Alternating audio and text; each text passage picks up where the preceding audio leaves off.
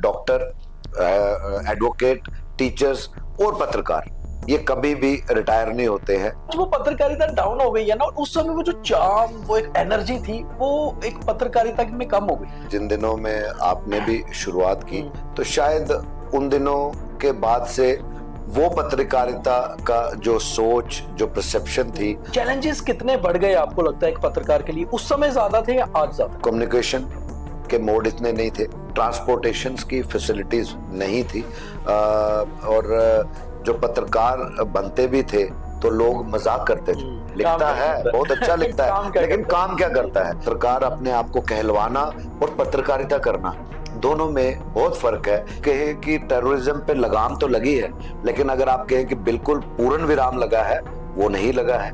एक संपन्न परिवार का एक बड़ा स्मार्ट यंग लड़का जो चंडीगढ़ से पढ़ के आया हो, क्या जरूरत थी या शौक था कि पत्रकारिता की तरफ कैसे आना होगा? तो मन में एक चीज आ गई कि जब तक ये डिस्क्रिमिनेशन जो पिछले 70 सालों से सुनते आ रहे हैं, और जर्नलिज्म भी इतनी आसान नहीं है, आप भी जानते हैं, it's very very difficult task. बहुत छोटी एज में बहुत जल्दी कश्मीर टाइम के बाद आप इंडियन एक्सप्रेस और उसके बाद हिंदुस्तान टाइम्स, और एक ग्राफ ऐसा कि एक बड़ा यंग लड़का मिनिस्टर्स के साथ बहुत इजीली बातचीत करना, उनके इंटरव्यूज करना, उनके साथ मेल जोल करना, और पर्सनल रिलेशन में आप सोशल भी काफी थे, तो एक रिलेशन सीएम तक भी जो थे उनके साथ एक डायरेक्ट अप्रोच।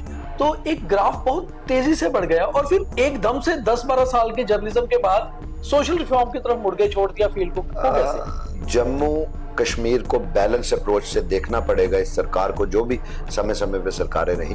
जब मौका आया कि अब टॉप पोजीशंस पे बैठना है तो छोड़ के सोशल रिफॉर्म की देखिए, तरफ उसका एक रीजन था। वो क्या कारण? उसका एक रीजन था, अब हमारी जो राष्ट्रवादी सोच रखने वाला नौजवान है उसको टारगेट किया जा रहा है। इसके पीछे जो मैं समझ पाया, पाकिस्तान की आईएसआई द्वारा एक बहुत बड़ा षड्यंत्र, 40 साल की मिलिटेंसी जम्मू के लोगों को टस से मस नहीं कर पाई। ये चीज पाकिस्तान के लिए नाकाबिले बर्दाश्त थी। पॉलिटिशियन को साथ लिए बिना अकेले निकलना और एक नया संगठन खड़ा कर देना समाज के बीच, कितना बड़ा चैलेंज था ये? दीपक जी, ये उतना ही बड़ा चैलेंज था जब मैं जर्नलिज्म में आया। पर आज मैं किसी के बच्चे के लिए नहीं खड़ा होऊंगा, ये मेरे बच्चों की भी बारी वही आएगी। इसमें बहुत बड़ा रोल जो है वो हमारी जर्नलिस्टिक फ्रेटर्निटी का है। ऐतिहासिक रैली की आपने, राजनीतिक दलों को एक डायरेक्शन दी। मगर जो बड़े मछलियां हैं, बड़े किंग पिन हैं, वो कौन है? आपकी रिसर्च क्या कहती है? कुछ पॉलिटिकल लोग भी इन्वॉल्व हैं इसमें? वो सारे लोग इन्वॉल्व है, ऐसा नहीं है। मैं ये नहीं कहूंगा कि काम नहीं हो रहा, लेकिन काम जिस पेस पे होना चाहिए नहीं हो रहा। उसका एक जो अच्छा काम कर रहे हैं हम तो उनके साथ हैं, और एट द सेम टाइम ये भी कहूंगा कुछ काली भेड़े भी हैं इस डिपार्टमेंट में, और जो पुलिस ने ही पकड़ी है। समाज में कुरीतियां रहेंगी और राम राज्य के समय से चलती आ रही हैं। अपने टीम में बिता लिया, लोग समझ गए हैं कि काम कर रहे हैं। मगर 2023 अप्रैल में अचानक से डिसीजन लेकर भारतीय जनता पार्टी में ज्वाइन कर लेना, वो डिसीजन क्यों? भी मैंने कहा कि हमारे में से बलवंत सिंह मनकोटिया साहब थे, और थे तो गुलाम अली खटाना जो आज राज्यसभा के मेंबर हैं, लीडरशिप को भी आंखें दिखाते थे और उनको कन्विंस करने की कोशिश करते थे कि भाई ये जम्मू के साथ गलत हो रहा है, जिसमें से एक हमारे बीच आज नहीं है। He was like my Elder brother और पॉलिटिकल मेंटोर स्वर्गीय देवेंद्र सिंह राणा जी। नहीं, वो क्या देवेंद्र राणा और श्यामलाल शर्मा जी लेकर आए बीजेपी? जम्मू के खिलाफ कोई भी बात होगी, कुछ भी होगा, बात करना छोड़ेंगे नहीं। जैसे सब कहते हैं कि राम मंदिर बनेगा, राम मंदिर बनेगा, नहीं बनेगा, 370 जा नहीं सकती है, लेकिन गई। 2 सालों में आपका एक्सपीरियंस बीजेपी के साथ कैसा रहा? जो लास्ट में भी बैठा होगा उसकी भी वो उतनी ही इज्जत करते हैं जो फ्रंट में बैठा होगा। ये चीजें मैंने भारतीय जनता पार्टी में देखी। बीजेपी बहुत डिसिप्लिन पार्टी है, और जब बीजेपी में कोई आ जाता है तो या तो वो अपने संगठन को मर्ज करता है, छोड़ के आता है। आपको बीजेपी ने कैसे अलो कर दी? कि टीम जम्मू कोई राजनीतिक दल नहीं है। लगता है स्टेटहुड वापस आना चाहिए। स्टेटहुड तो वापस आएगा भाई, पार्टी की लीडरशिप ने कहा है, लेकिन वो राइट टाइम पे आएगा ना। वो राइट टाइम कब? वो राइट टाइम तब होगा कि पहले जम्मू को एक बाल ठाकरे की जरूरत है, एक ऐसा नेता हो, क्योंकि डोगरा बेल्ट की बात कोई नहीं करता। डोगरे दा गुरूर जेड़ा है ना, वो डोगरे दे नौजवान पीढ़ी तक पुरानी की चीजें बिल्कुल क्लियर थी। उसको जब कश्मीरी हुक्मरान आए उन्होंने उसको डिस्ट्रॉय किया, करने नहीं दिया। हमारे लेसन्स में आज तक दीपक जी आपने पढ़ा, Mian Dido, general Zorawar Singh ji, brigadier Jitendra Singh ji, colonel Narayan Singh ji जब वो थे, मेहता बस्ती राम जी, ब्रिगेडियर उस्मान, नोबडी। तहसीलदार की बात करो तो हम कोई उर्दू के खिलाफ थोड़ी है। अगर नेपोलियन बाद में पैदा होता तो जोरावर सिंह पहले पैदा होता तो उसको नेपोलियन, जैसे हम कहते हैं नेपोलियन ऑफ इंडिया, उसको कहते हैं Zorawar Singh. Drug free zone तभी बनेगा जब जम्मू कश्मीर और खासकर Jammu province as a whole उठ खड़ा होगा और कहेगा कि हम इसको यहाँ से निकालते हैं। Hello everyone. SR College of Competitions has been guiding civil services aspirants for the last 25 years with consistently strong result and a track record of successful candidates. If you're a graduate, our regular batches are designed to give you a focused start for IAS and JKS examinations. अगर आप college में हैं, हमारे foundation batch will help you build the right base from the beginning. Our course offers complete syllabus coverage, prelims plus mains, GS paper 1 to 4, essay and CSAT. We have experienced UPSC and JKS faculties. We provide updated study material, regular tests, daily and weekly answer writing sessions, personalized feedback and mentoring by UPSC qualifiers. For free guidance session, you can call on the numbers given on your screen. From pens to purpose, a quest for change. इसका मतलब बहुत deep है, मगर इस deep meaning पे ही हमारा आज का स्ट्रेट ड्राइव होगा। कोशिश ये रहेगी कि सवाल तो सीधे हैं, जवाब भी सीधे आए, मगर बीच बीच में अगर कहीं स्ट्रेट ड्राइव में कवर ड्राइव या फिर लॉन्ग ऑफ की तरफ भी शॉट्स जाएंगे तो आप लोग समझ ही जाएंगे कि आखिर एक पत्रकार जब सोशल रिफॉर्मर और फिर पॉलिटिशियन बनता है तो कितनी डेप्थ होती है उनकी पर्सनैलिटी में। हमारे साथ आज हैं टीम जम्मू के चेयरमैन, बीजेपी के वरिष्ठ नेता जोरावर सिंह जम्वाल। और बड़ी बात यह है कि मेरा जोरावर जी से रिश्ता बहुत पुराना है। एक बड़े भाई वाला रिश्ता तो है ही है, एक कलीग वाला रिश्ता भी है, आज एक पत्रकार और एक पॉलिटिशियन का रिश्ता भी है, मगर इन सारे रिश्तों के बीच बहुत लंबे समय बाद आज आमने सामने है, फेस टू फेस हैं इंटरव्यू के लिए। और फेस टू फेस इसलिए क्योंकि कभी जम्मू कश्मीर में एक प्रोग्राम चला करता था फेस टू फेस, और ये इस तरफ होते थे। और जी बहुत पुरानी बात मैंने की, वो समय याद आया आपको जब आप इस तरफ होते थे?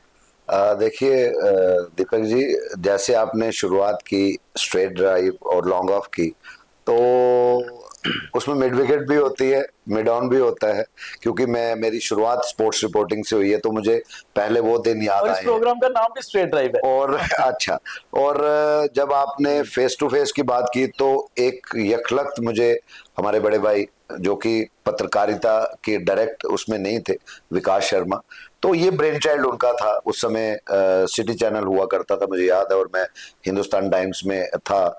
तो ये उनका ब्रेन चाइल्ड और first ever experiment in entire Jammu and Kashmir, a different quality programme, और उसमें एक स्टैंडर्ड सेट किए थे। तो मुझे लग रहा है कि आप मुझे, जैसे आप बात कर रहे थे, तो एक ही दम वो चीज़ें, वो रिफ्लेक्शन सामने आ गई कि उस समय हमने क्या क्या किया और किस तरीके से किया, और लोगों ने बहुत पसंद किया। सबसे बड़ी बात ये थी कि इन प्रिंट जर्नलिज्म में मैं तब तक था, तो मेरी लिखाई को, मेरी स्टोरीज को नाम जो चलता था तो लोग पढ़ते थे, हमारे रीडर्स, लेकिन पहली बार मेरा चेहरा शायद उनके सामने आया कि he is the one who writes as well as who speaks. तो वो, उसके लिए I am thankful to you कि आपने पुरानी यादें जो है एक बार फिर तरोताजा कर। अच्छा, फेस टू फेस की ही बात कर लेते हैं फिर अगला सवाल भी, कि फेस टू फेस ऐसा प्रोग्राम था, जैसे मैंने उस समय कहा कि वो मेरा जर्नलिज्म का शुरुआती दौर था, और ये अब इतने मतलब करीबन 2 डेकेड्स 21 साल मुझे ही हो गए। उस समय जब हम नए नए आए तो फेस टू फेस प्रोग्राम हम इसलिए देखते थे कि एक जर्नलिस्ट कैसे बहुत बेबाकी से सवाल पूछता है पॉलिटिशियन से, और कई बार पॉलिटिशियन बीच में 2-3 बार पानी भी पीता है कि यार कहीं ना कहीं को मेरी पतलून उतारने वाली बात कर रहे। बात ये थी, आज वो पत्रकारिता डाउन हो गई है ना, और उस समय वो जो चार्म, वो एक एनर्जी थी, वो एक पत्रकारिता में कम हो गई। दीपक जी, जिन दिनों में आपने भी शुरुआत की, तो शायद उन दिनों के बाद से वो पत्रकारिता का जो सोच, जो परसेप्शन थी, वो चेंज होना शुरू हो चुकी थी, क्योंकि आप नए नए थे, हम आपसे थोड़े सीनियर थे, तो उसके कारण शायद आपको नहीं आइडिया हो, लेकिन हमारे सीनियर्स ये समझना शुरू हो गए थे कि जो पत्रकारिता शौक के लिए, जो पत्रकारिता के जो असूल्स होते थे, आज की अगर हम बात करें और उस समय को कंपेयर करें, हम ये नहीं कह रहे कि आज के वक्त में अच्छे पत्रकार नहीं है, लेकिन पत्रकारिता का जो ढंग है, अगर यहाँ आईटी का रेवोल्यूशन हुआ है, फ्रॉम प्रिंट टू आपका इलेक्ट्रॉनिक मीडिया भी जब हुआ, याद करिए वो 30 साल पुरानी बात, तब भी नया नया एक उसको हम कहेंगे कि एक नई चीज लगती थी। और अब from print to electronic to the portal media, बहुत अच्छी बात है कि लोगों तक न्यूज इमीडिएटली पहुंचती है। आपको घर जाके टेलीविजन खोलना और ऑन करके देखने की जरूरत नहीं है, आपको दूसरे दिन सुबह का अखबार पढ़ने का बहुत अच्छा है, लोगों को बहुत फास्ट ट्रैक न्यूज मिल रही है। लेकिन इस फास्ट ट्रैक की वजह से कुछ ऐसा भी हुआ है जहां पे मुझे लगता है, मेरा अपना पर्सनल व्यूज है, पत्रकारिता आहत भी हुई है। जो पत्रकारिता के प्रिंसिपल्स होते हैं कहीं ना कहीं वो ओवरलुक किए गए हैं, वो बाईपास किए गए हैं। और कुछ ऐसे लोग भी हैं, मैं क्योंकि मेरी शुरुआत, मेरी पहचान जो है, कहते हैं कि डॉक्टर, एडवोकेट, टीचर्स और पत्रकार, ये कभी भी रिटायर नहीं होते हैं। चाहे पत्रकार मैं था, अभी भी पत्रकारिता में ही जाना जाता हूं, बेशक उसके बाद सोशल सर्विस में आए और आज राजनीति में भी कहीं ना कहीं कुछ कदम चले हैं। पर मेरा ये मानना है कि तब और अब में ये फर्क जरूर आया है कि कुछ ऐसे लोग भी पत्रकारिता में घुस आए हैं, जिसके कारण आप जैसे यंग वर्किंग जर्नलिस्ट, हमसे सीनियर या जिन्होंने आना है, मुझे लगता है कि उस पे एक असर पड़ता है। और जिस बात को लेके आप फेस टू फेस की बात कर रहे थे कि चाहे सामने एडमिनिस्ट्रेटर बैठे होते थे, चाहे politicians in the shape of MLAs और मिनिस्टर्स बैठे होते थे, तो उनको मालूम था कि यहाँ पे एक प्रश्न चिन्ह उठेगा और उसकी अकाउंटेबिलिटी पब्लिक के आगे है और आपको जवाब देना पड़ेगा।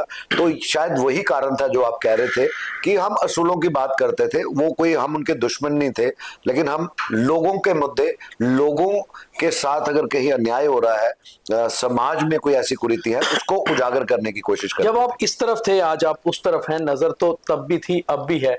चैलेंजेस कितने बढ़ गए आपको लगता है एक पत्रकार के लिए? उस समय ज्यादा थे या आज ज्यादा? नहीं, मेरा ये मानना है उस समय की पत्रकारिता बहुत ही, मैं कहता हूं कि हार्ड वर्क, शिद्दत, और सबसे बड़ी बात जो प्रैक्टिकल बात है, कम्युनिकेशन के मोड इतने नहीं थे, ट्रांसपोर्टेशन की फैसिलिटीज नहीं थी, और जो पत्रकार बनते भी थे तो लोग मजाक करते थे कि आपका बेटा क्या करता है जी, वो पत्रकार है। नहीं, पत्रकार तो है, लिखता है, बहुत अच्छा लिखता है, लेकिन काम क्या करता है? तो उन दिनों में ये चीज थी। और जो पत्रकारिता में आता था, एक दिलचस्पी लेके आता था, कुछ मन में, समाज में क्या चेंजेस आने चाहिए, क्या बदलाव होना चाहिए, उसके लिए आता था। ये बहुत बड़ी बात थी। आज करते करते नो डाउट जब वही पत्रकारिता नेशनल लेवल पे इलेक्ट्रॉनिक चैनल्स के माध्यम से उभरी, कितने हिंदी के न्यूज़पेपर्स, इंग्लिश के न्यूज़पेपर्स और पूरे ऑल ओवर इंडिया में आए, तो नौजवानों को एक स्पेस मिली। लेकिन मैं समझता हूं कि पत्रकारिता एक पैकेज नहीं है।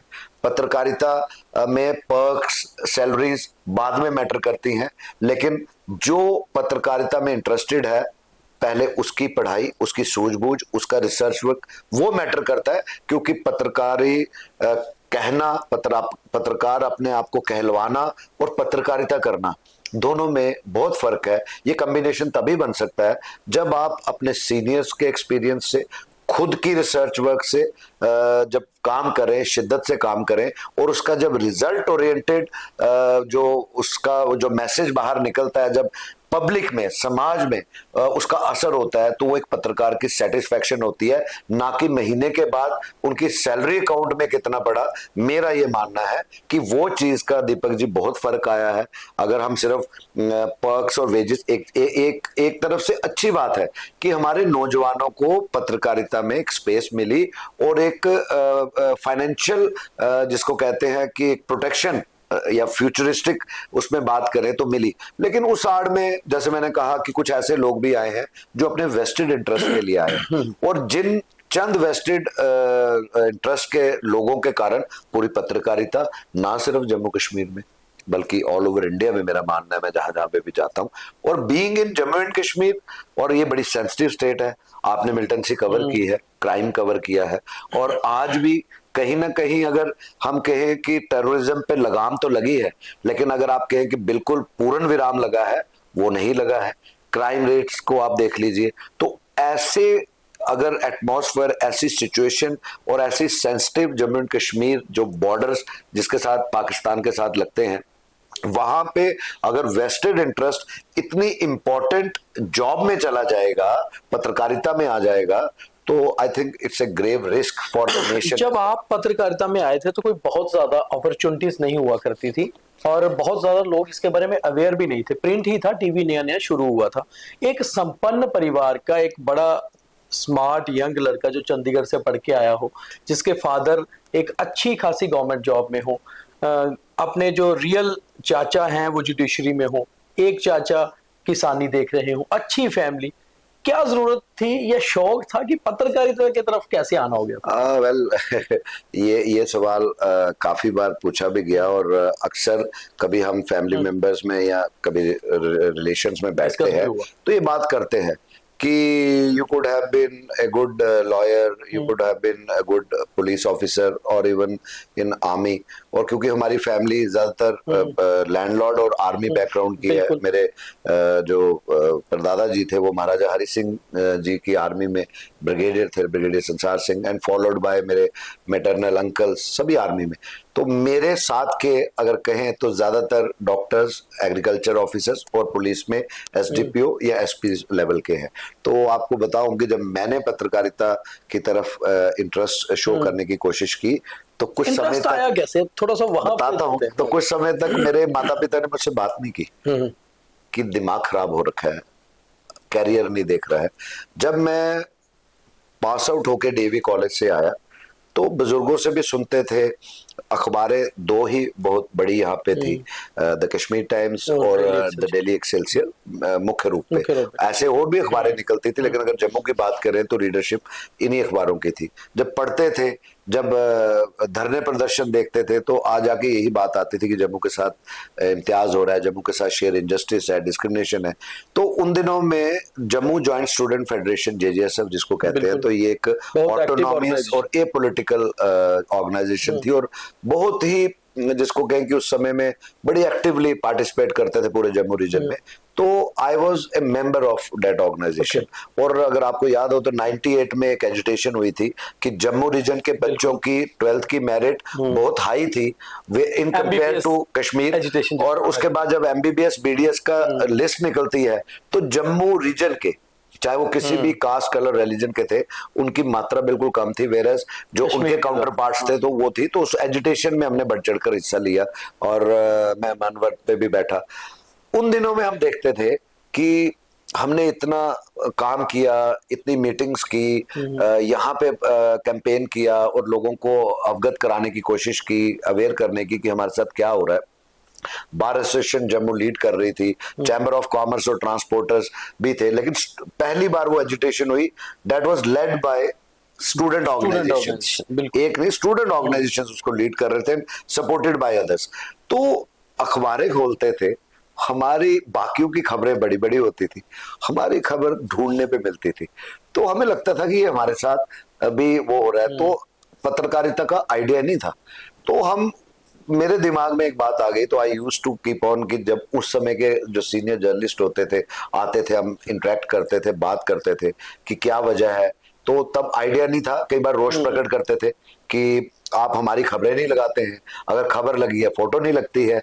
तो उस तरीके से कुछ मेरे कजन्स ऑलरेडी इसमें थे, तो फिर उनके साथ जब इंटरेक्शन हुई तो करते करते मन में एक चीज आ गई कि जब तक ये डिस्क्रिमिनेशन जो पिछले 70 सालों से सुनते आ रहे हैं, जब तक लोगों को अवेयर नहीं हम कर पाएंगे तो इस इनजस्टिस को कंटिन्यूटी रहेगी। तो मीडियम बेस्ट मीडियम बना ही मीडिया। मेरी नजर में एक चीज आई, मैं ऑफिसर भी बन जाऊं, कोई सरकारी नौकरी भी कर लूंगा, लेकिन लोगों को अवेयर नहीं कर पाऊंगा। तो आई थिंक उस समय यही था, और पत्रकारिता के स्कोप बिल्कुल 2-4 थे। तो मैंने मन में ठान लिया कि जिंदगी एक बार मिली है, तो अपने जम्मू के लिए ही काम करना है। और कभी मन में ख्याल नहीं था टूवर्ड्स पॉलिटिक्स, और यही एक वजह थी जिसने मुझे जर्नलिज्म की तरफ लाया। और काफ़ी मेहनत की, और जर्नलिज्म भी इतनी आसान नहीं है, आप भी जानते हैं। It's very very difficult task. जब आप एज ए रिपोर्टर करके आते हैं तो उसके बाद आपके सीनियर्स उसको मानते हैं, अप्रिशिएट करते हैं या रीवर्क करने को कहते हैं। तो हमें भी बहुत बार हुआ है, मैंने आपको बहुत बार रीवर्क करने को कहा है कि ये स्टोरी में ये चीज, क्योंकि जिम्मेवारी की बात है।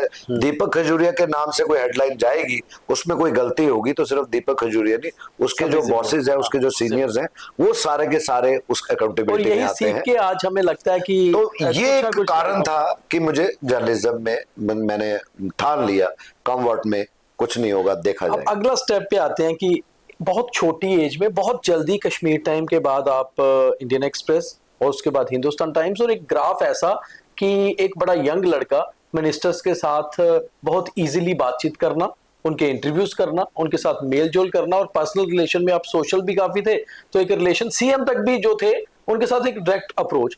तो एक ग्राफ बहुत तेजी से बढ़ गया, और फिर एकदम से 10-12 साल के जर्नलिज्म के बाद सोशल रिफॉर्म की तरफ मुड़ गए, छोड़ दिया फील्ड को। कैसे? दीपक, मुझे लगता है कि ये because of the blessings of my parents, और ऊपर वाला माता रानी का भी कहीं ना कहीं होता है कि आप बहुत ज्यादा मेहनत कर रहे हो लेकिन सक्सेस नहीं मिल रही है। और कई बार ऊपर वाले का एक हम एहसान मानते हैं कि आप मेहनत कर रहे हो, साथ साथ में सक्सेस आपके साथ चल रही है। तो शायद एक वो वजह रही होगी कि I think I am the youngest journalist from Kashmir times, जिसको बहुत कम समय में नेशनल, हर एक जर्नलिस्ट का उस समय एक एम रहता था, एक ड्रीम था कि हम नेशनल पेपर में जाएं। और तब आई वॉज द यंगेस्ट, जिसने 15-16 महीनों में, मेरे बाद अजय बशलू जो अब नेशनल एबीपी न्यूज में ब्यूरो हेड है। तो मेरा ये मानना है कि I think we too were the youngest. और जो मेरे बॉसेस रहे, आपके भी रहे, डॉक्टर अरुण जोशी जी या बाकी, वो उन्होंने भी कश्मीर टाइम्स में काम किया, या किसमें, अरुण शर्मा जी थे, उन्होंने डेली सिलसिले में काम किया, लेकिन उन्होंने 5 से 10 साल 8 साल लगाए, ये फिर उसके बाद में उनको अपॉर्चुनिटी मिली। तो वी फील लकी कि हमें मौका मिला, और वो मौके को भी हमने एम जो था ना दीपक जी, कि जम्मू कश्मीर को बैलेंस अप्रोच से देखना पड़ेगा इस सरकार को, जो भी समय समय पे सरकारें रही वो वही रहा। और शायद उसी वजह से पंजाब में, हिंदुस्तान टाइम पंजाब में भी हम गए वहाँ पे, क्योंकि यहाँ क्राइम मिलिटेंसी बहुत पीक पे थी उन दिनों में।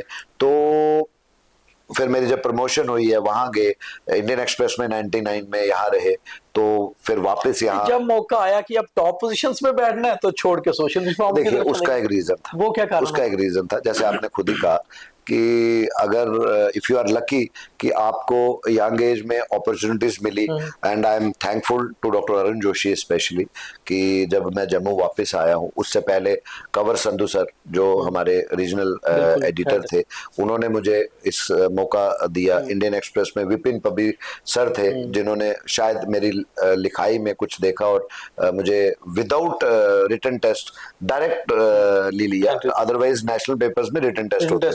तो I am thankful to them. और उस अपॉर्चुनिटी को मैंने इस तरीके से किया कि कोशिश की कि हार्ड वर्क करके हम आगे बढ़े। और उसी 10-12 साल के उसमें एक एम जैसे नेशनल पेपर का होता है, दूसरा एक जर्नलिस्ट का एम होता है कि मैं हाईएस्ट अथॉरिटी से इंटरव्यू करूं, उसकी स्टोरीज करूं।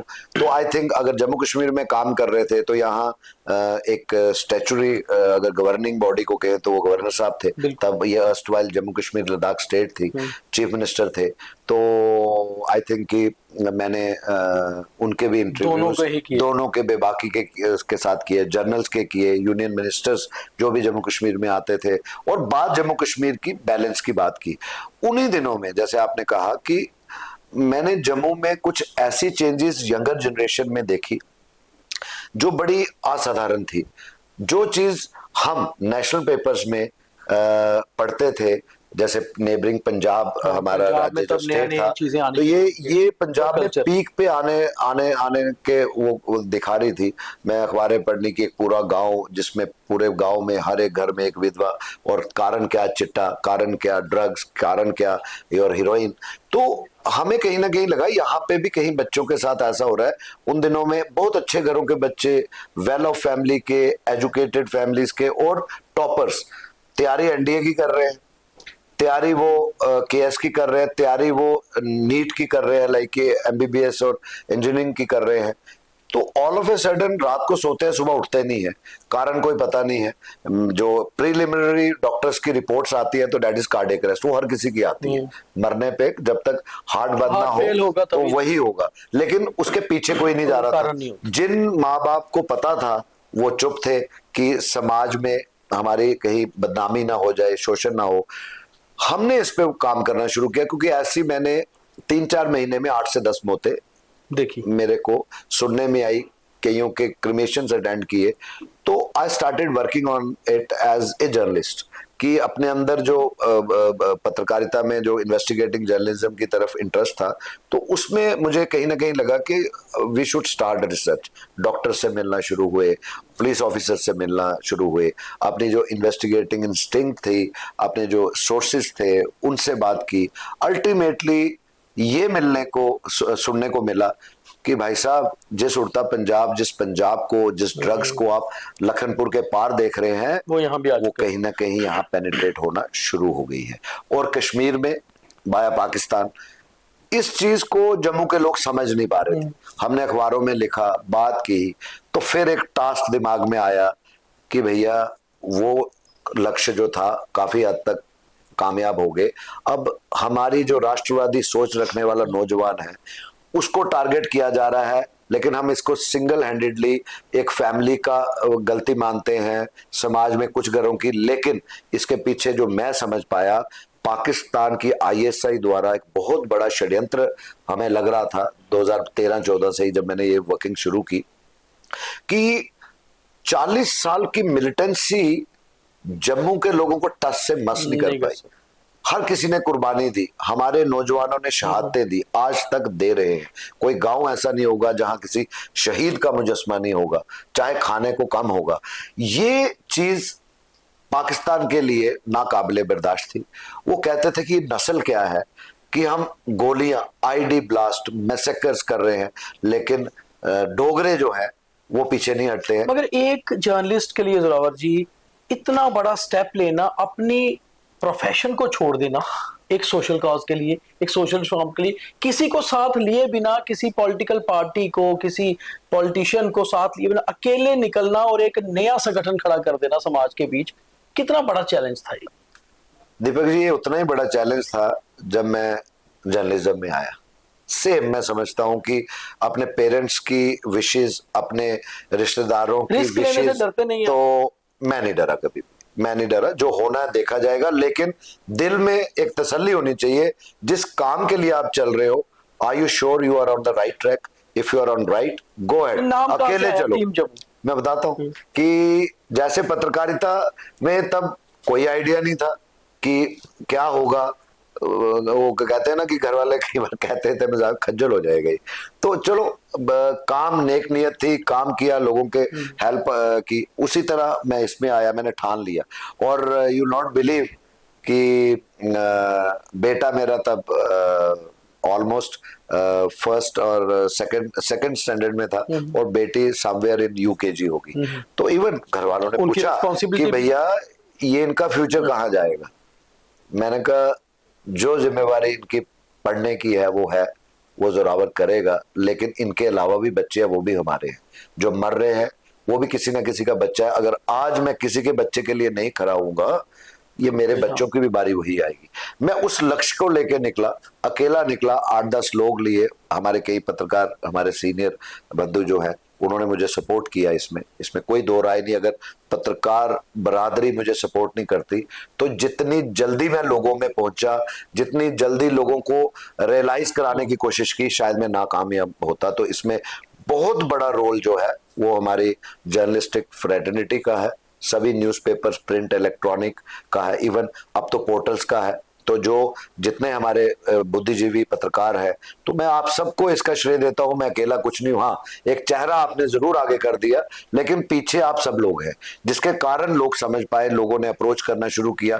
यहाँ एक भी सेंटर नहीं था, तो मैंने तब ये ठान लिया था कि भैया इसको उड़ता पंजाब नहीं बनने देना, और पाकिस्तान की नेफेरियस डिजाइन्स समझने पड़ेंगे। और अफसोस से कहना पड़ता है, उस समय कोई भी राजनीतिक दल ये मानने को तैयार नहीं था। इवन जेएंडके पुलिस के टॉप ब्रांच ऑफिसर्स वो भी नहीं ये मानते थे, तैयार इतना नहीं बड़ा थे। वो ये कहते थे कि Jammu Kashmir can be a transitional route drug smuggling का, तो लेकिन यहाँ वैसा नहीं है। तो मैंने बहुत बड़ी रैली, अगर आपको याद हो, आप भी उसका हिस्सा थे, पहली रैली जो that was a historic rally in J&K. मैं अपने आप में उसका श्रेय नहीं लेता हूं, मैं टीम जम्मू के हर एक वॉलंटियर को उसका श्रेय दूंगा कि बिना पैसे के आपने वो तिरंगा रैली की है, और एक ऐतिहासिक रैली की। आपने राजनीतिक दलों को एक डायरेक्शन दी कि बाइक रैली भी हो सकती है, एक्सक्लूसिवली बाइक रैली, और वो एक रोष रैली थी। उसके बाद में सीनियर पुलिस ऑफिसर्स के साथ उस समय के director general of police, I have great regards for him, K Rajendra sir, he called me at PHQ, और हमारी उनके साथ मीटिंग्स हुई। हमने उनको बताया कि ये हुआ। उसके बाद ये सिलसिला शुरू हुआ। First time in the history of J&K police directions issue की गई थी 1 जनवरी 2015 में, कि हर एक डिस्ट्रिक्ट में एक DYSP रैंक का नोडल ऑफिसर होगा, जो इन चीजों के ऊपर एक सुपरवाइजरी ऑफिसर होगा। यानी कि ये स्टार्ट भी टीम जम्मू के हर एक वॉलंटियर की मेहनत के साथ हुआ। देन हमें लगा कि ये कम है। उसके बाद ये अपने वैद साहब, SP वैद साहब, सन ऑफ द सॉइल, वो DGP आए, वो हमें फॉलो करते थे।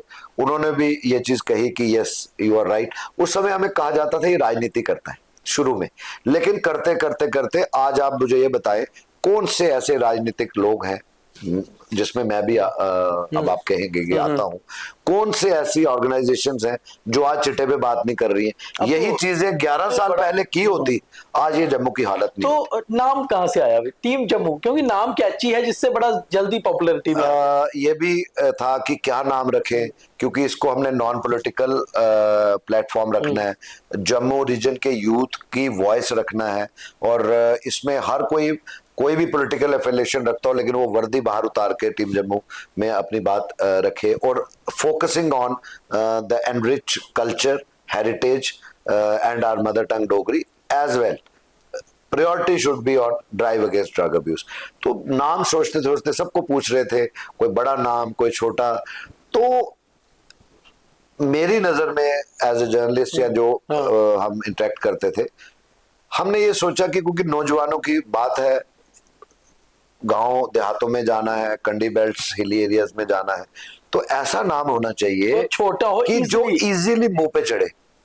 और वो उन दिनों में मुझे याद है टीम इंडिया नेशनल लेवल पे बहुत शुरू हुआ क्रिकेट में, तो मैंने कहा if it can be team India, why not team Jammu province. Basically इसका पूरा नाम टीम जम्मू प्रोविंस है, पर popularly known as TJ team Jammu. तो वो हर बच्चे के नाम पे जो है आज जग जाए। 10-12 सालों में कितना काम कर पाई टीम जम्मू? आप सेटिस्फाई हैं जितना काम किया, या आपको लगता है भी बहुत कुछ करना बाकी है? बहुत कुछ करना बाकी, नो डाउट। क्या 10-12 सालों में क्या क्या आपकी बड़ी achievement?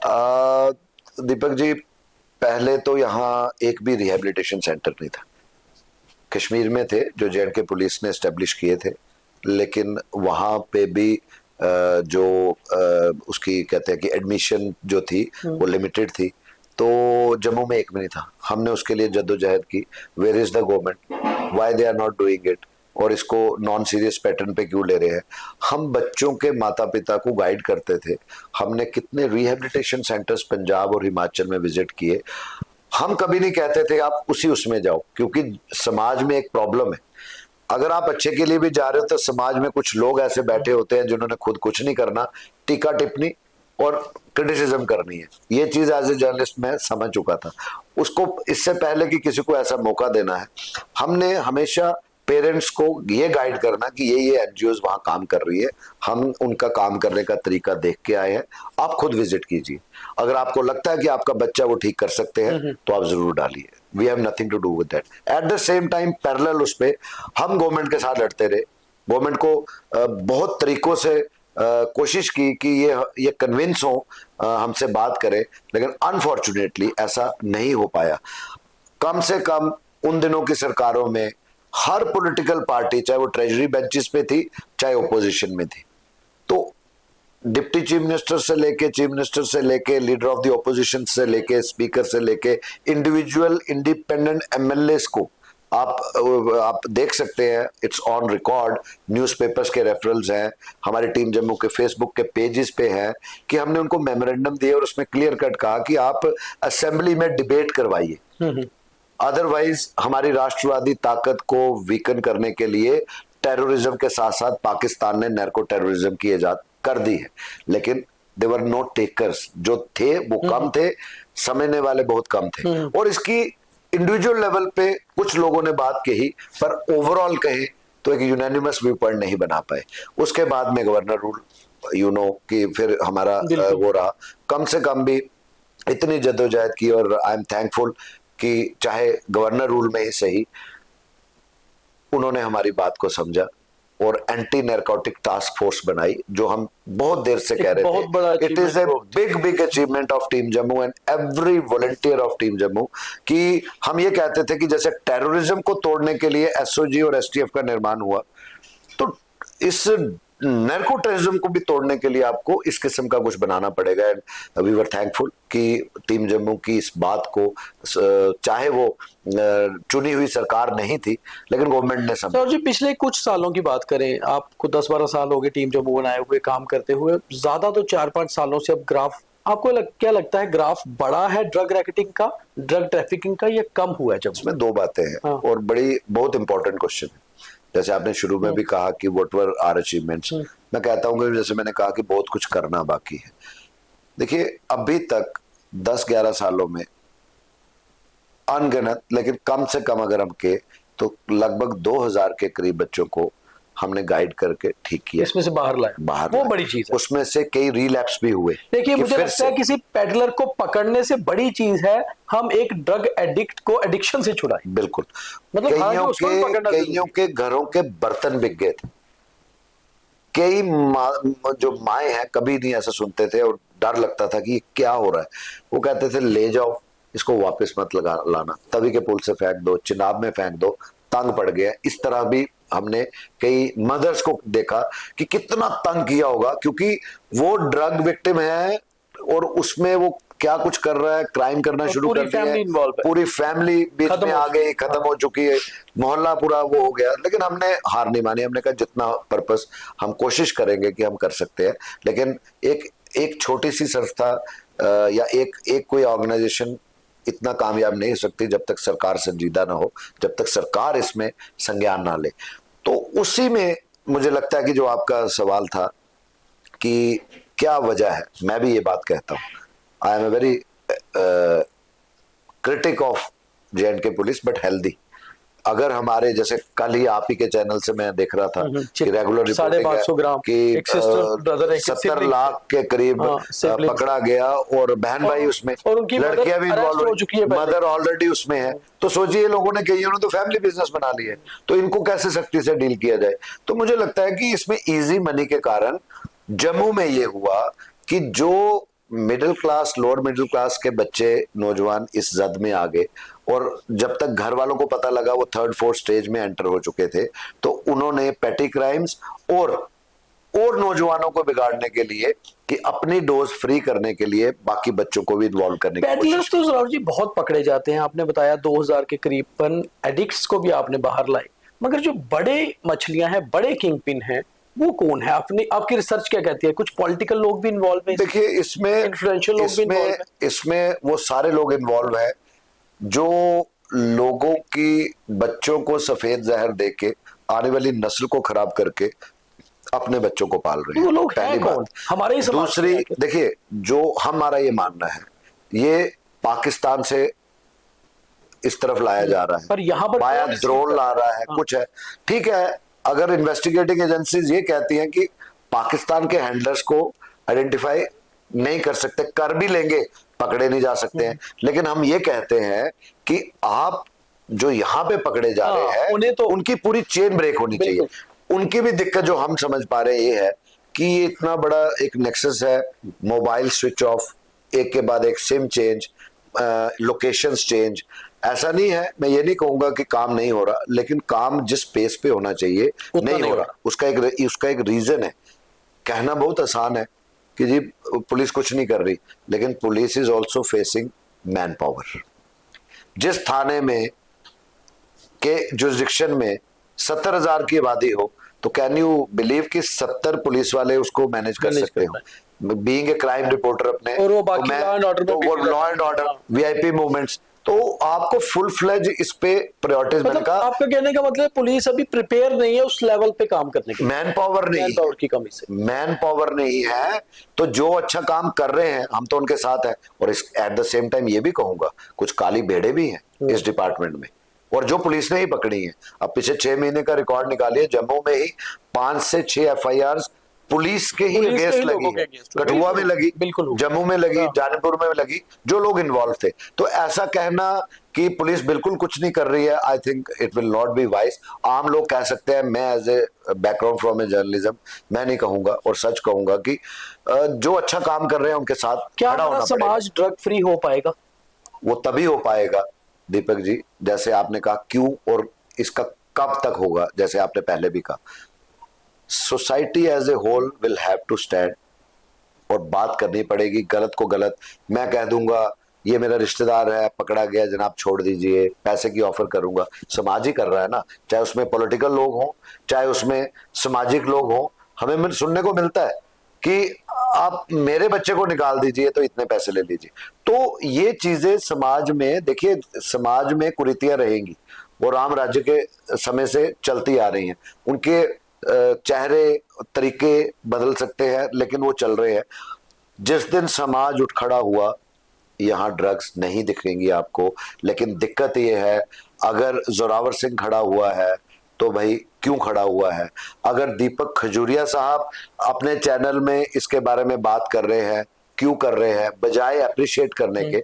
We are also human, गलतियां हो सकती हैं सभी से, काम करने का तरीके में डिसएग्रीमेंट हो सकते हैं, लेकिन टारगेट और गोल तो एक ही है ना, कि अपने बच्चों को बचाना। आपने ना जब टीम जम्मू की बात आई, खुद ही कहा कि लोगों ने शुरू में कहा कि ये पॉलिटिक्स कर रहा है, सियासत में आना चाहता है, इसलिए टीम जम्मू बनाई। अब 10-12 साल आपने टीम जम्मू में बिता लिए, लोग समझ गए हैं कि काम कर रहे हैं। मगर 2023 अप्रैल में अचानक से डिसीजन लेकर भारतीय जनता पार्टी में ज्वाइन कर लेना, वो डिसीजन क्यों?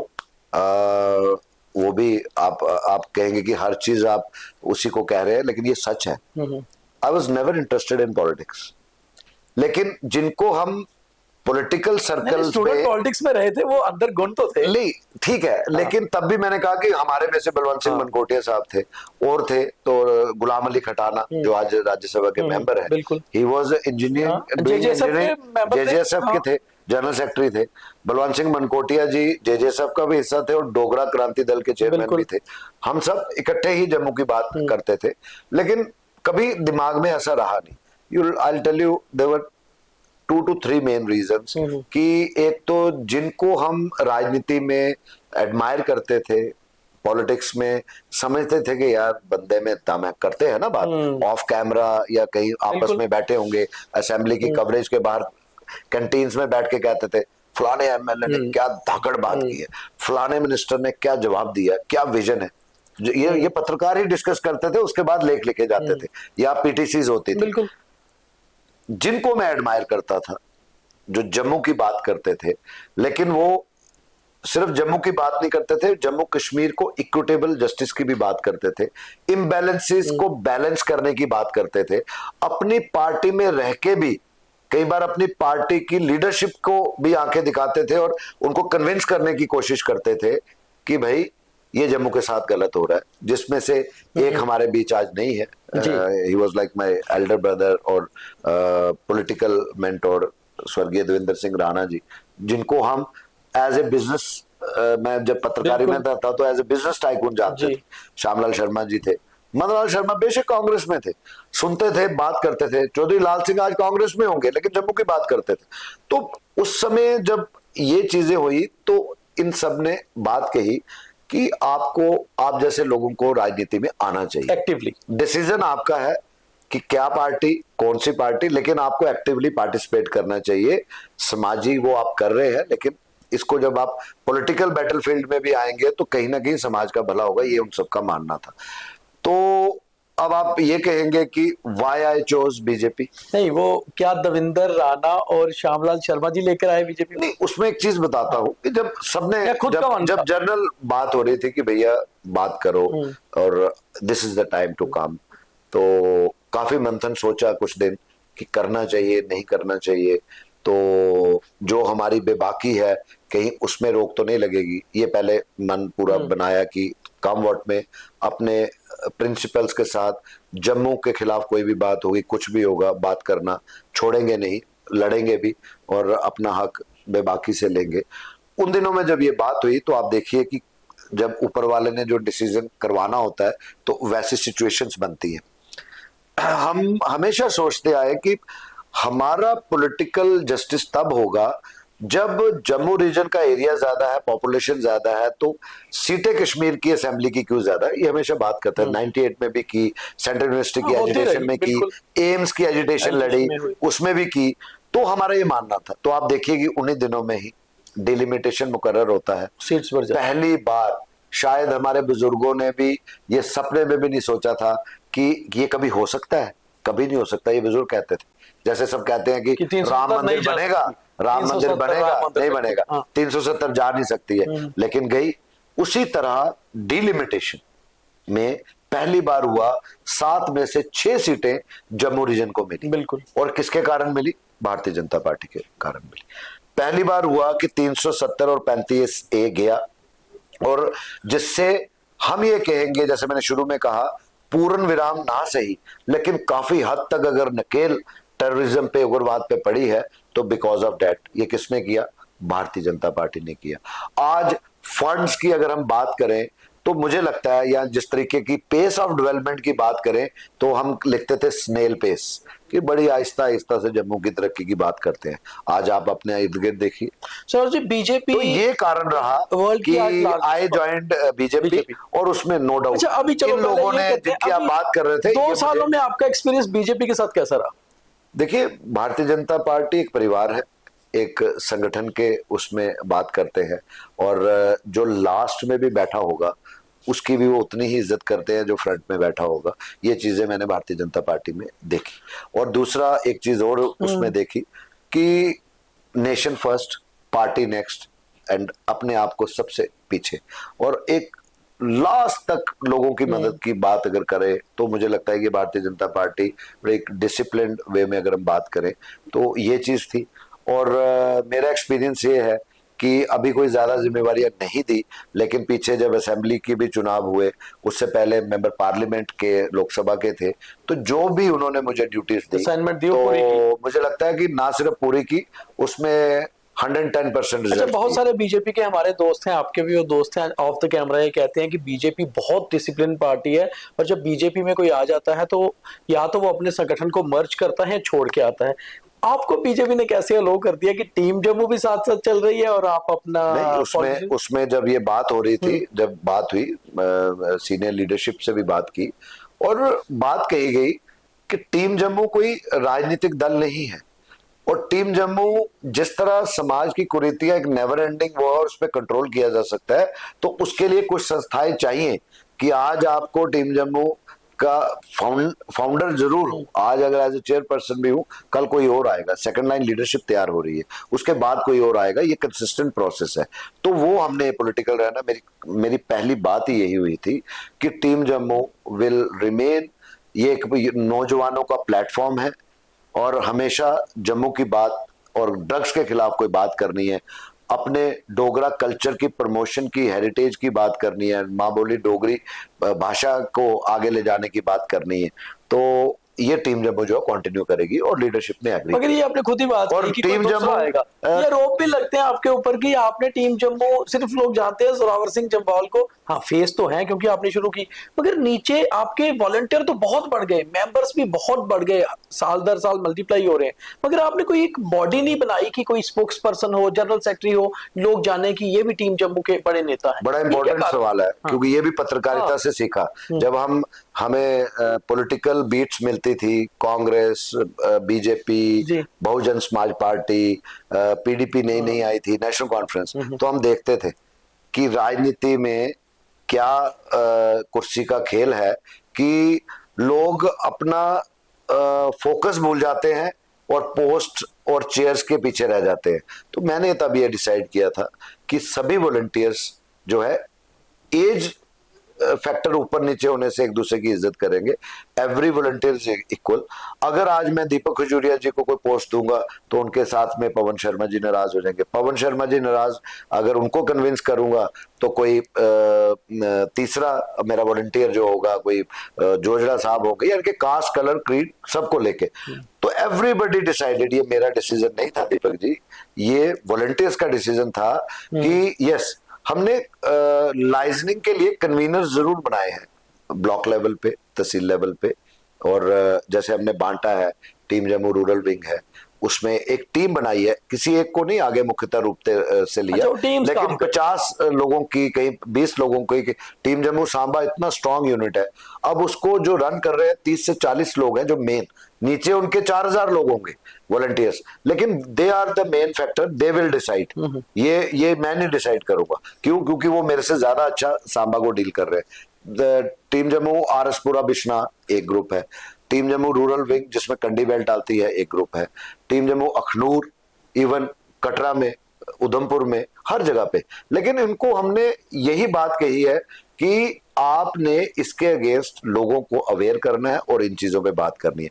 आप बहुत जल्दी देखेंगे, ये चीज जरूर है कि टीम जम्मू का जो कोर ग्रुप है उसने ये डिसाइड किया है आने वाले दिनों में, आप ये मैं बता दूं, आपने सवाल किया है तो इसको रोकूंगा कि बहुत जल्दी यू विल सी कि सेकंड लाइन लीडरशिप को एक एक 2-2 साल का जो भी डिसाइड होगा उनको टेन्योर हम देने वाले हैं, कि जो अपने समय में अपने तरीके से नई पीढ़ी, देखिए मैंने 10 साल पहले जब शुरू किया तो आज 10-12 सालों में हमारे बच्चे जो है वो तैयार हो गया, कॉलेजेस में है, कुछ पास आउट हो रहे हैं, यानी कि जो मेरे ग्रुप सर्कल थे, मेरे और उनके बच्चे तैयार हुए हैं। अब ये सेकंड लाइन लीडरशिप तैयार हो रही है। हर 2 साल के बाद, 1.5 साल के बाद हम नई पीढ़ी से, क्योंकि कनेक्शन जो है वो कॉलेजेस, हायर सेकेंडरीज और यूनिवर्सिटी में रहना चाहिए। बात जोरावर सिंह की नहीं है, बात फिर आगे सब्जेक्ट की है और बात किस पर्पस के लिए लड़ रहे हैं। जो पास आउट हो गया तो, लेकिन कोई तो 12th में आया। सवाल लूंगा, फिर 2-3 सवाल आपके पर्सनल काफी तो पॉलिटिकल ये है कि अल्टीमेटली बहुत शोर हुआ, खबरें भी बहुत निकली कि जोरावर सिंह जी चुनाव लड़ रहे हैं। जो पिछला चुनाव था कि जोरावर सिंह जी का नाम चल रहा है, सिर्फ खबरों में था या पार्टी के अंदर चर्चा थी, आपसे संपर्क किया गया? नहीं, बात तो चलती रहती है, सबके नाम चलते हैं। अगर आप ये कहें कि हमारे थ्रू ऐसा कुछ नहीं था तो अच्छी बात है, अगर नाम चल रहा है तो संपर्क किया, बातचीत होती रहती थी। लेकिन आप ये कहें कि हमने कोई कंडीशनल ज्वाइनिंग की, ऐसा नहीं था। हमने एक कार्यकर्ता के रूप में जो बीजेपी की आइडियोलॉजी है, जो बीजेपी की पॉलिसी है, उसको देख के, आदरणीय प्रधानमंत्री नरेंद्र मोदी जी की वर्किंग को देख के, आदरणीय गृह मंत्री जी की वर्किंग को देख के, और हमारे जो national president JP Nadda ji हैं उनको देख के, उस पूरे नेशनल लेवल के पर्सपेक्टिव को देख के, और उसका जो डायरेक्ट असर जम्मू कश्मीर के परिप्रेक्ष्य में बात करें उसको देख के ज्वाइन की।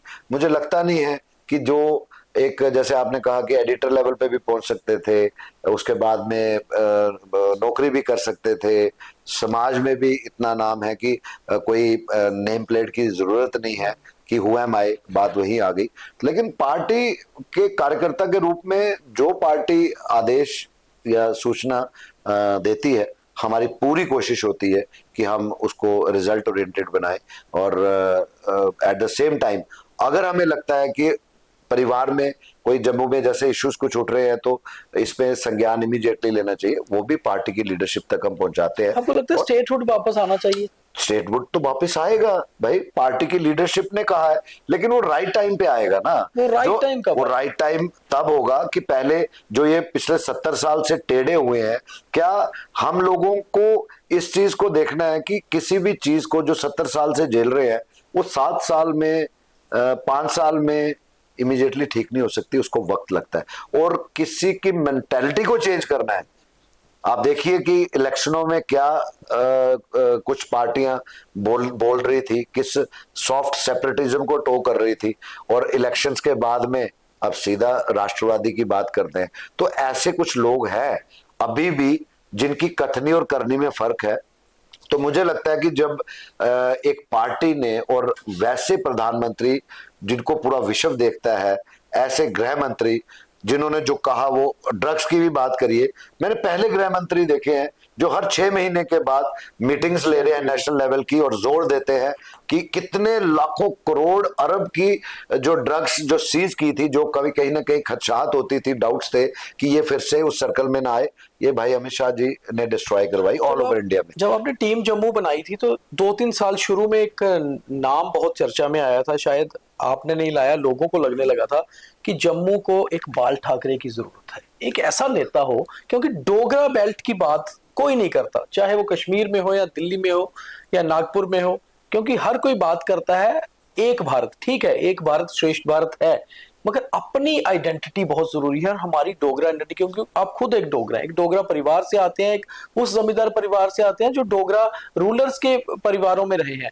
डोगरी लैंग्वेज कल्चर को आप हमेशा बढ़ाने की बात करते हैं, खुद डोगरी बोलते हैं। आपको लगता है कि आज वो डोगरा आइडेंटिटी कहीं ना कहीं धुंधली पड़ती जा रही है? देखिए, उसमें दो चीजें हैं। जैसे आपने कहा कि बाला साहब ठाकरे वो बहुत बड़ी हस्ती कारण थे, है। आज मुंबई नौजवान देखता था, आज मुंबई में वापस उनका बेटा और भतीजा एक फ्रंट पे आके बात कर रहे हैं कि मी मराठा, तो हम डोगरों की बात क्यों नहीं कर रहे? वी आर प्राउड डोगरस, इसमें कोई दो राय नहीं है कि डोगरा आइडेंटिटी खत्म हो रही है। लेकिन उन दिनों में जब टीम जम्मू की शुरुआत हुई, बड़ी बेबाकी से और बोल्डली, आज भी बोलता हूँ और तब भी बोलता था कि ये चीजें चलने नहीं देंगे, तो शायद नौजवानों में, नई जनरेशन में लगता था कि बड़ा वॉसिफोरसली जोरावर सिंह भैया बोलते हैं, तो शायद इसलिए वो कंपेयर करते होंगे। हालांकि मुझे नहीं लगता कि वो इतने बड़े हाई लेवल की सोच और वो बहुत मेहनत करके। लेकिन हाँ, मैं अपनी बात करूं तो आई एम वेरी फील में मैं आदा नहीं जैसे कि डोगरे दा गरूर जेड़ा है ना, वो डोगरे दे नौजवान पीढ़ी तक कुने नहीं पहुंचा। कि बीजेपी च आने दे बाद ਉਹ ऐसा नहीं, बिल्कुल नहीं। डोगरे दी गल बीजेपी को ਵੱਧ कुने करनी दीपक जी, वो भी एक वजह ही तो ठीक आख्या। महाराज यार सिंह दी छुट्टी ऊपर राजनीति हुई, ਜਿਹੜੀਆਂ पार्टियां हुण सरकारें च ने, ये पहले भी 70 साल सरकारें रही हैं, ठीक है, ਉਹਦੇ ਚ जम्मू ਦੇ भी ਤੇ ਨੁਮਾਇੰਦੇ ਆਏ, कदी छुट्टी नहीं थी। तो फिर आई जाइए अगर सेंटर ने, और ਜਿਹੜੀ सेंटर च कोई सरकार आदरणीय नरेंद्र भाई मोदी जी थी और बीजेपी की सरकार, तो डोगरे की गल पहली बार होया सी लग्या कि साडे डोगरे दा मान कुछ पार्टी ने रखा। और मैं गल बड़ी बेबाकी करने आखना, मैं व्हाट आई विल से कि जो आप कह रहे हो, आप बिल्कुल ठीक कह रहे हो, लेकिन उसका कारण बहुत सारे हैं। अब कई इस इंटरव्यू को जो देख रहे होंगे ना, डोगरे दी गल्लां ते बड़ियां करा दे, लेकिन डोगरी बोला दे नहीं। भाई साहब, इंटरव्यू का टॉपिक ही हिंदी में है, तो जब डोगरी की बात आती है, डोगरी भी बोलते हैं, इसमें कोई दो राय नहीं है। मुझे लगता है कि इसमें हमारा कसूर है, कुछ हमारे से जो सीनियर्स थे उनका भी कसूर है। हम डोगरों ने अपने बच्चों को फोकस, टारगेट क्या दिया? डॉक्टर बनना, इंजीनियर बनना, फौजी बनना, पुलिस में जाना अल्टीमेटली, क्योंकि हमारे पास इंडस्ट्रियल स्कोप भी नहीं है, तो हमने यही टारगेट दिया कि भैया पढ़ो और नौकरी करो, और नौकरियों में भी डिस्क्रिमिनेशन थी। लेकिन किसी ने इस तरफ ध्यान नहीं दिया कि आपकी एक इतनी बड़ी हिस्ट्री है, एक गोल्डन हिस्ट्री है हजारों सालों की। अगर आप ये 100 साल डोगरा रूलर्स के छोड़ दो, उसके पीछे की भी है, लेकिन कम से कम इसी डोगरा डायनेस्टी की अगर बात करो तो इतनी स्वर्णिम हिस्ट्री की लद्दाख, गलगित, बाल्टिस्तान, कहाँ कजाकिस्तान, स्कर्दू, हुंजा तक हमारे डोगरे गए। तो ये चीजें किसने हम तक पहुंचानी थी, और हमारी जिम्मेवारी है डाउन द लाइन, किसी ने नहीं किया। उसके बाद हिस्ट्री को डिस्टॉर्ट किया गया, जो अच्छी चीजें बिल्कुल क्लियर थी उसको जब कश्मीरी हुक्मरान आए उन्होंने उसको डिस्टॉर्ट किया, करने नहीं दिया। हमारे लेसन्स में आज तक दीपक जी आपने पढ़ा, Mian Dido, general Zorawar Singh ji, brigadier Jinder Singh ji, colonel Narayan Singh ji जब वो थे, मेहता बस्ती राम जी, ब्रिगेडियर उस्मान, नोबडी। क्यों? क्योंकि उस घाटी के पार जो कुछ फैमिलियां पॉलिटिक्स करती थी, उनको पता था कि जब डोगरों को इस बारे में जगाएंगे तो ऑब्वियसली वो अब चीज अगर आएगी। Dogras are in safe hands, yes, and at the same time we are pressing for it. कई बार ਹੁੰਦਾ ना जिसे आदे हम गल कर रहे हैं कि मां भी होले के दूध दिंदी जले जागत रोंदा है ते भाई असे भी ते एफर्ट्स करने पौने। बोर्ड ऑफ स्कूल एजुकेशन के पास सिलेबस तैयार है, तो नायब तहसीलदार की बात करो उर्दू की बात। तो हम कोई उर्दू के खिलाफ थोड़ी है, हम और कोई उर्दू कश्मीरी जब के यहाँ खिलाफ पढ़ने थोड़ी वाले ही है। नहीं है, तो लिखने वाले भैया नहीं है, जब आपकी स्टेट की ऑफिशियल लैंग्वेज हिंदी इंग्लिश भी हो गई, कश्मीरी भी हुई, डोगरी भी हुई, ठीक है, कश्मीरी और डोगरी को माइनस थोड़ी देर के लिए इसलिए करो क्योंकि अभी आप उसको रेज कर रहे हो, तो एटलीस्ट इंग्लिश और हिंदी मीडियम तो थ्रू आउट इंडिया में है, तो आप क्यों नहीं कर रहे हो? हाँ, आप ये करिए। जो सिलेक्ट होता है, आपका ये कहना कि बिना उर्दू के क्योंकि कागजात चेंज नहीं हुए हैं, वो नहीं चेंज हुए, मान लिया। जो 1 साल की ट्रेनिंग है 2 साल कर दो। कितने सब इंस्पेक्टर्स केएस अफसर आते हैं, स्पेशल ट्रेनिंग्स किसकी होती हैं?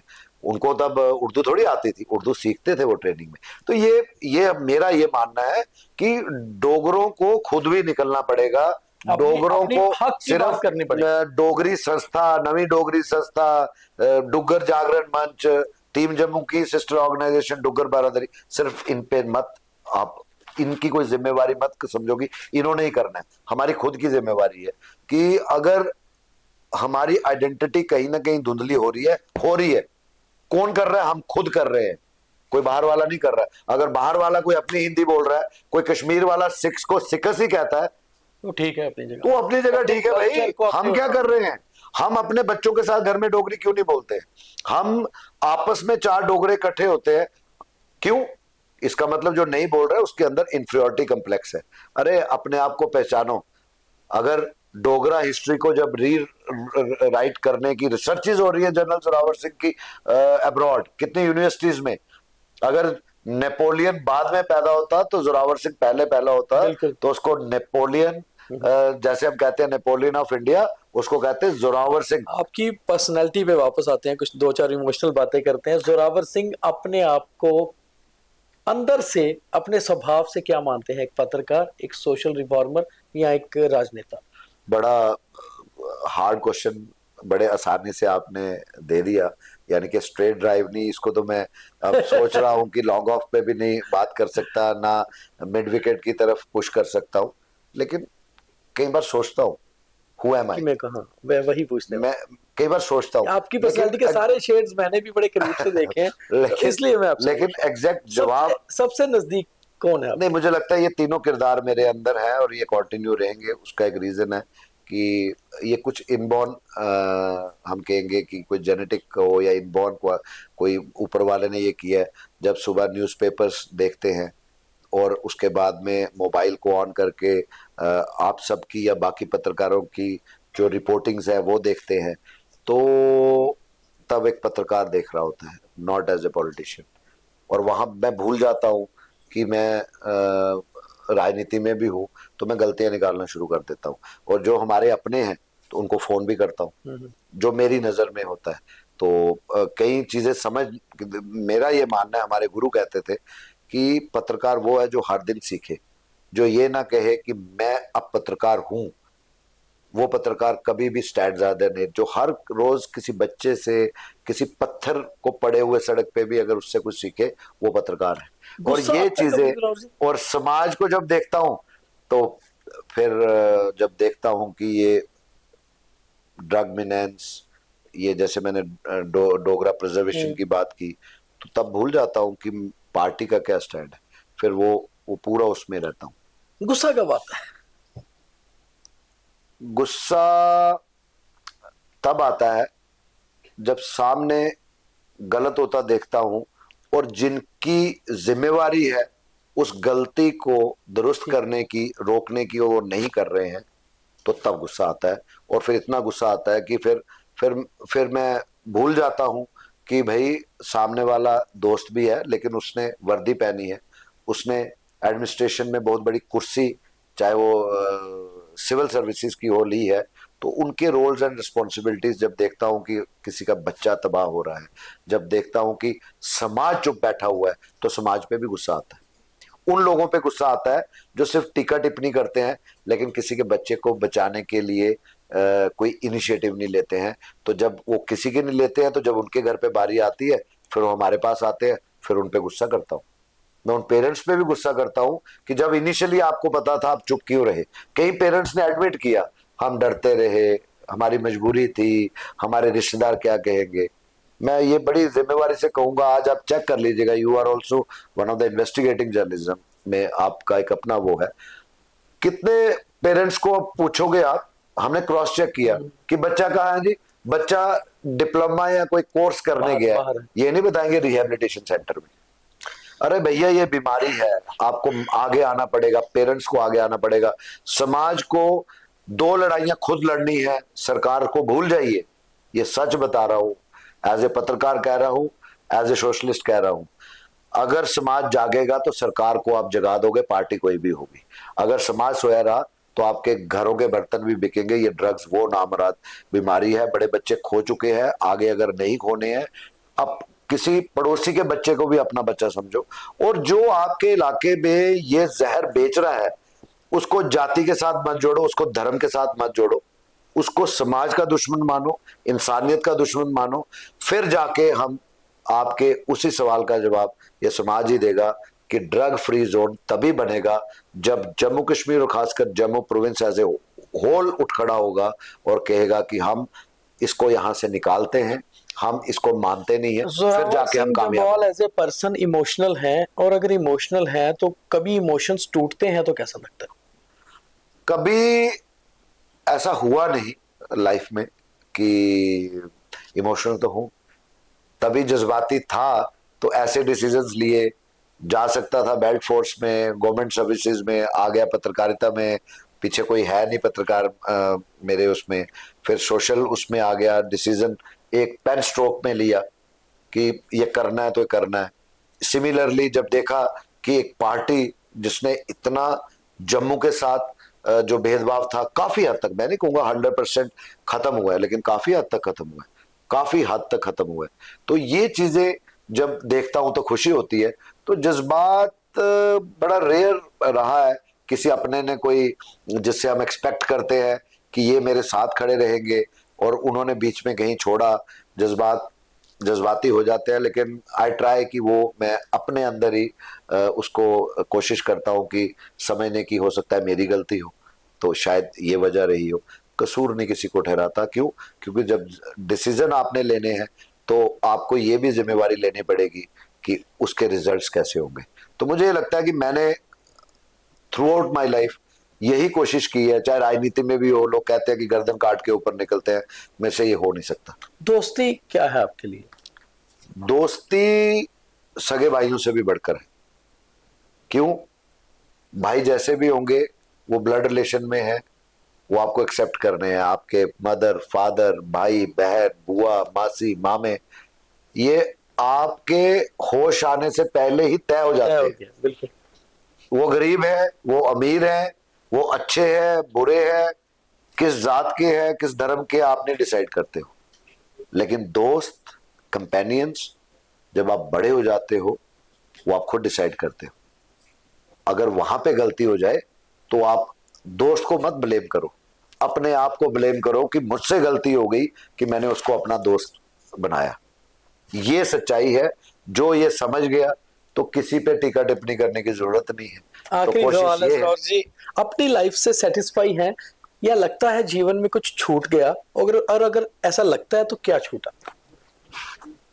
लाइफ से तो सेटिस्फाइड है, क्योंकि बहुत बड़ी एम्बिशंस नहीं रही कि बड़ी बड़ी गाड़ियां हों, बहुत बड़े बंगले हों। लैंडलॉर्ड फैमिली से है तो उस चीज को कभी तंगी महसूस नहीं हुई। और हाँ, एक दिल में है कि समाज के लिए, लोगों के लिए, जम्मू के लिए कई बार इतना आगे निकल गया कि बच्चे फर्स्ट से 12th तक पहुंच गए। उनको जितना टाइम देना चाहिए था मुझे, मैं नहीं दे पाया। और मेरी मिसेज ने वो बागडोर संभाली। She could have been a good teacher in any government job और लेक्चरर, लेकिन उसने नौकरी नहीं की और उसने बच्चों को संभाला। कभी ना कभी, कहीं ना कहीं मन के अंदर ये आता है कि जितना टाइम मैं डिवोट बाकी पेरेंट्स करते हैं मैं नहीं कर पाया। तो वो अब कोशिश करता हूं कि जब भी कहीं टाइम मिले तो I keep on with my children, बच्चों के साथ।